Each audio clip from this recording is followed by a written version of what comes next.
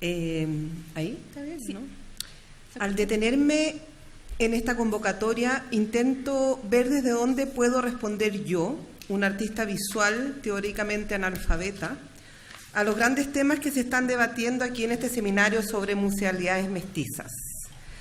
Decir esto no es un desvío a la respuesta que debo trabajar para abordar el problema, solamente precisar que he intentado descubrir la fisura o el pliegue que me permite o que me permitirá colarme y entrar. Decidí hacerlo desde lo que define mi actual estado, un artista visual y profesora de la Universidad de Chile, contrato que incluye además obligaciones académicas como la de cumplir las funciones de directora de un museo de arte popular americano y que pertenece por lo demás a la Facultad de Artes de la Universidad de Chile. Entonces, en este caso, el mestizaje sería entre el oculto, es decir, el arte erudito que supuestamente se enseña en universidades, y lo popular, el arte popular, ese concepto que, como escribe Ticio Escobar, es teóricamente incierto e ideológicamente turbio, y que desde mi punto de vista y mi actual cargo me permite establecer una nueva mirada a una colección de arte popular americano. El mestizaje en este caso sería la manera de pensar, presentar y cruzar una colección de museo que fue fundado hace ya más de 70 años. Entonces entraría aquí el poder de la mirada, de una mirada, la de un artista visual que permite observar, revisar, pensar, registrar, excluir, incluir, vincular, desplazar, instalar una colección que hasta hace unos años estaba guardada, empolvada, desatendida, olvidada, mal archivada, despojada por la dictadura, estereotipada por unos, minimizada por otros, reducida ideológicamente por muchos. Para poner en contexto desde qué objetos hablo, viene aquí una breve historia de un museo universitario, el MAPA, Museo de Arte Popular Americano, que lleva como apellido el nombre de su gran impulsor y primer director, Tomás Lago, escritor y gran amigo de Pablo Neruda desde la época del liceo en la sureña ciudad de Chillán. Tengo que destacar el temprano sentido patrimonial de Tomás Lago, quien inició en esos años el desarrollo de la noción de identidad cultural, reflexiones que, como se desprende de los materiales de archivo, fueron referente obligado para casi toda Latinoamérica.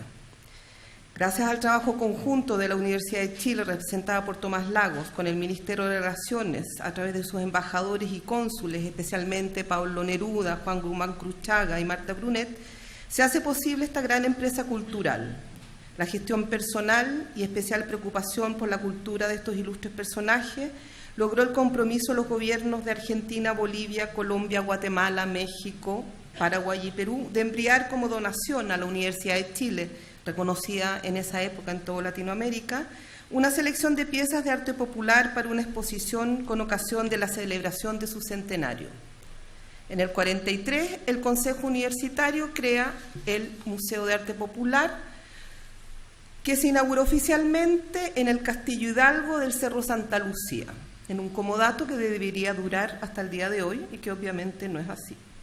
70 años más tarde, el MAPA es una posibilidad para otorgar un lugar visible a aquellos objetos capaces de preservar en su esencia nuestras costumbres y parte de nuestra realidad histórico-cultural, que también es común a todos los pueblos americanos.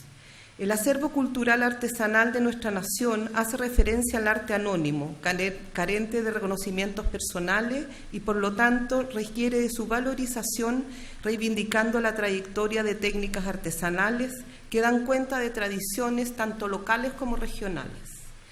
Entonces es aquí donde empieza a tener sentido una mirada al objeto, una mirada que no está estructurada ni por la museología, ni por el saber especializado en arte y las culturas populares, ni por las técnicas de restauración y conservación, ni siquiera por la ciencia de la antropología, y entonces es como entro yo en este lugar, con un saber tan difuso como sistemático adquirido en la práctica de las artes visuales, para que esta colección sea mirada por otros, quizás también para que sea mirada por primera vez en la dimensión que se merece.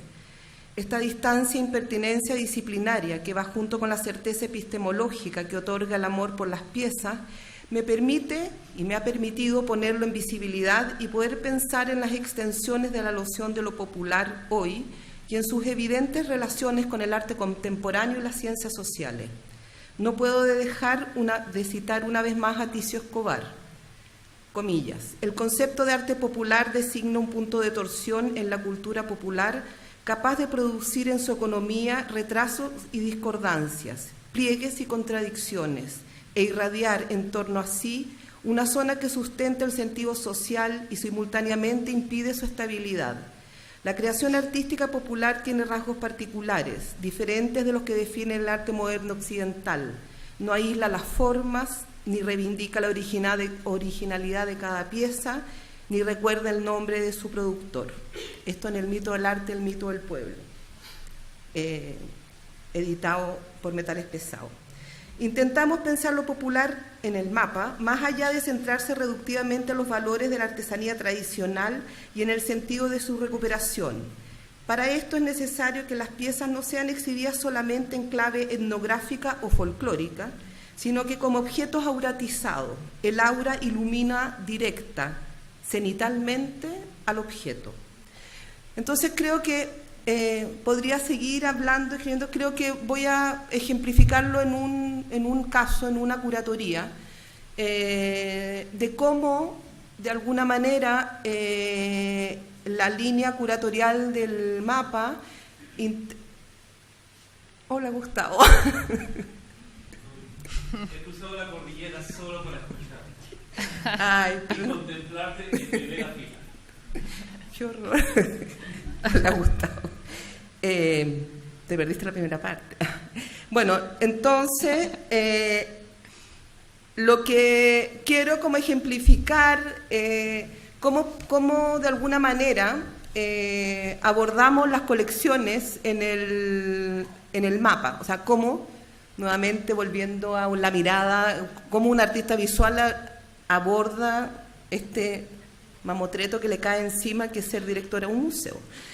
Y elegí especialmente la colección de Quinchamalí porque me parece que es una colección de una ruralidad que incide y se entra en lo que podría decirse o llamarse como arte erudito.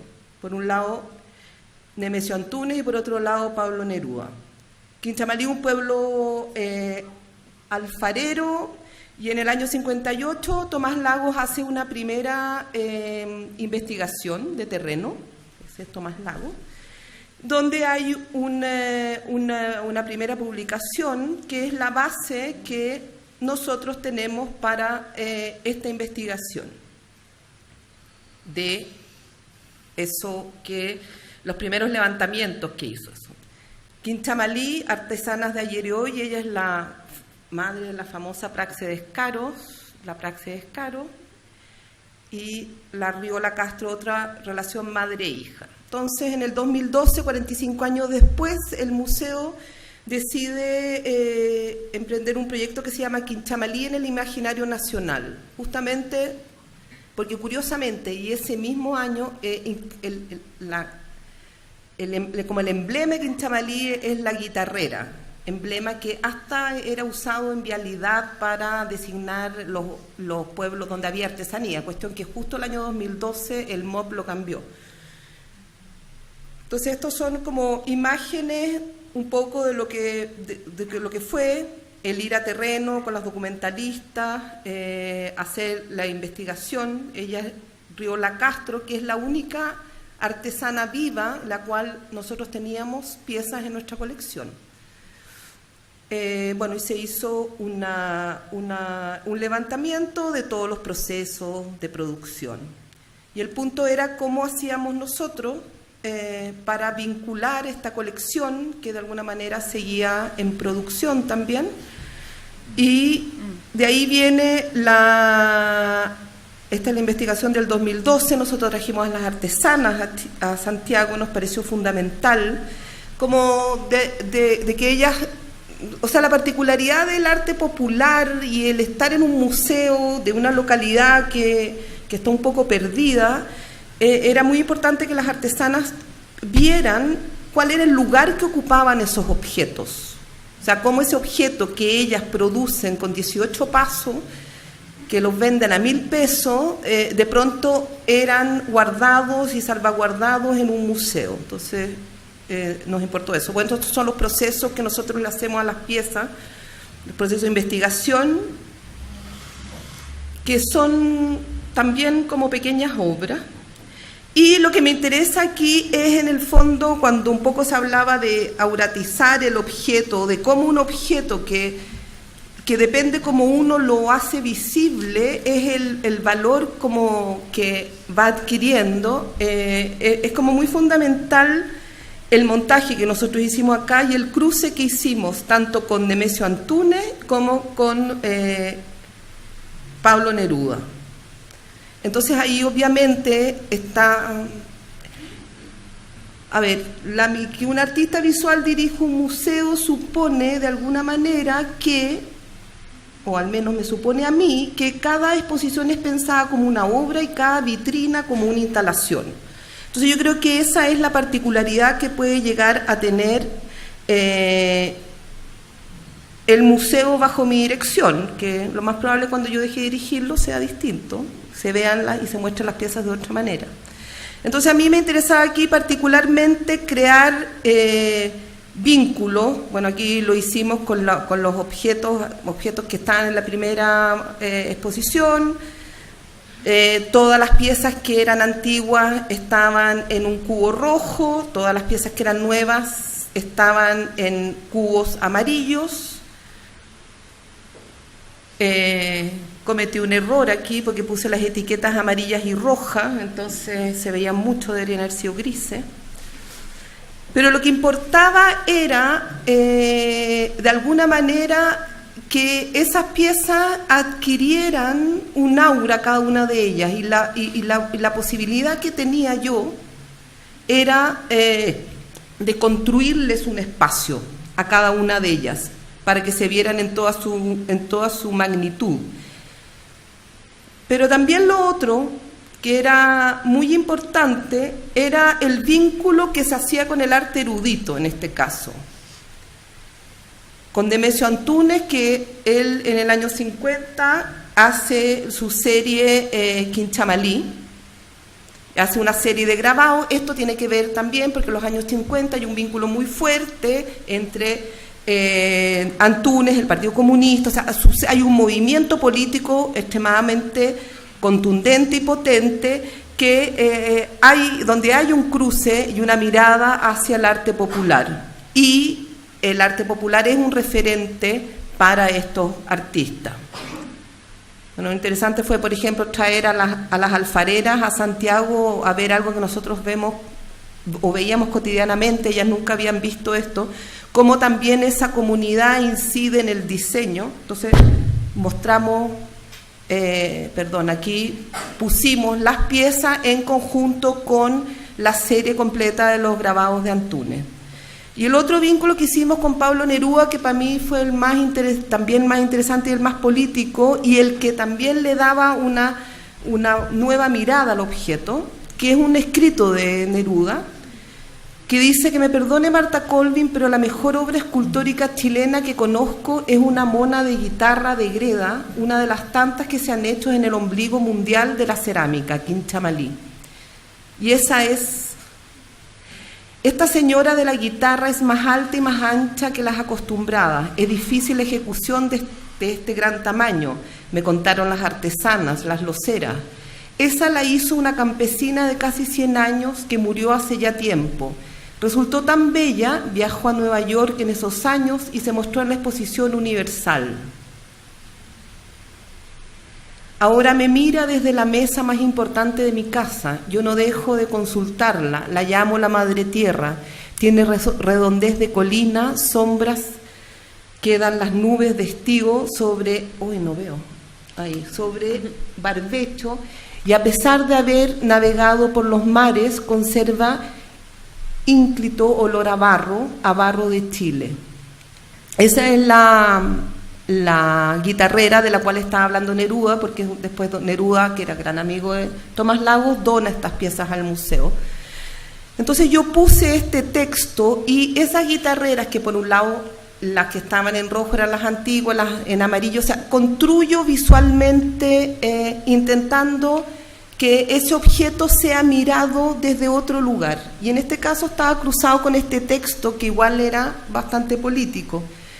Me contaron las loceras que para su trabajo deben mezclar la greda con hierba y que ese negro puro y opaco de los cacharros quinchamaleros se lo dan quemando bosta de vaca. Se me quejaron entonces de lo caro que les cobraba por la bosta silvestre el dueño de los fundos.